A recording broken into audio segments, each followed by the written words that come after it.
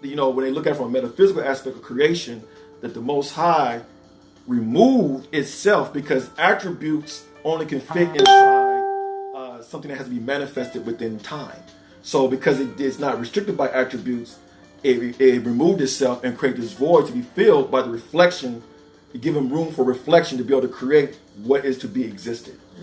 And so that's what we're about. That's what we are to really do, is to bring about our reflection, our image, and project into life what we are to experience.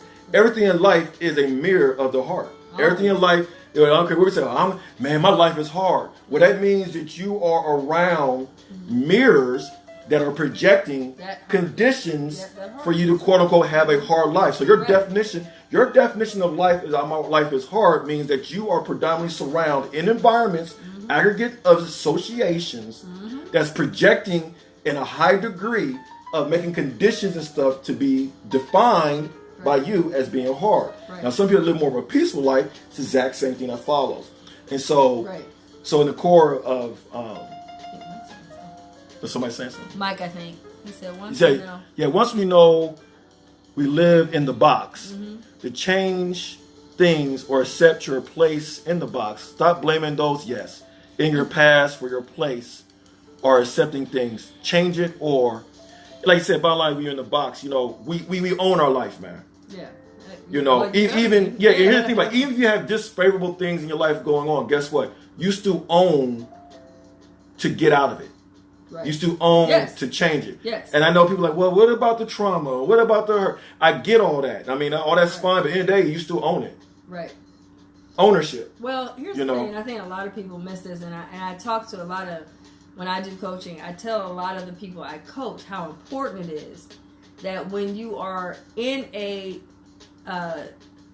like a negative situation or situationship, or even in a relationship or in a dynamic, it could even be a parenting dynamic where you're finding yourself to be batting up against something negative. It's very important to also not just look at the source of the dysfunction, but also how are you relating to the dysfunction. Right. So hold your thought real fast. Everybody, man, this is some good discussion right here, man. And at night, share this.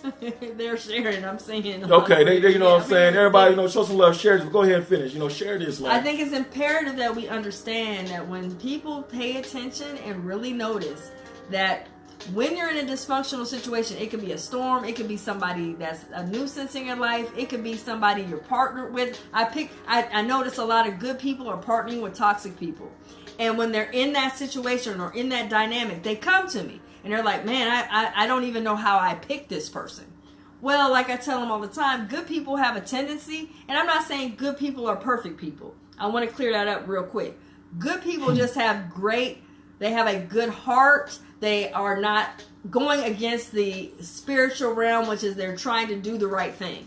So that's what I mean by good person. So a good person that connects with a toxic person who has not narcissistic, toxic, abusive people, when they connect with someone like that, they're confused. Like, I don't understand why I'm in this situation. I tell them all the time, listen, you need to be mindful that even though you're in that situation or in that scenario, pay attention to how you respond to the negativity, to the bullying, to the belittling, to the abuse, because how you respond or how you find yourself attached to it, you can find yourself addicted to being abused, and you don't even realize it because you keep seeing or keep thinking maybe they're going to get better.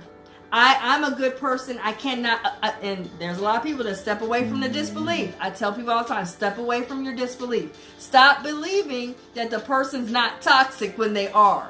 They tell you or threaten you and tell you you're not good and all this. Please get away from that person, because at the end of the day, we have to transform, but we also have to own our own stuff. We got to look at it and say, hold on. Yeah, you got to own. I'm in this situation, but how do I get out of it? And how do I own? Right. How do I learn to own that? And then how do I learn to change the way I respond? It's funny you're talking about ownership. It's like, because another core. It was Mike that got us to talk about that. Yeah, and Mike, and since he mentioned it, but actually, so I'll let y'all know, the third spiritual core in my course is going to be ownership.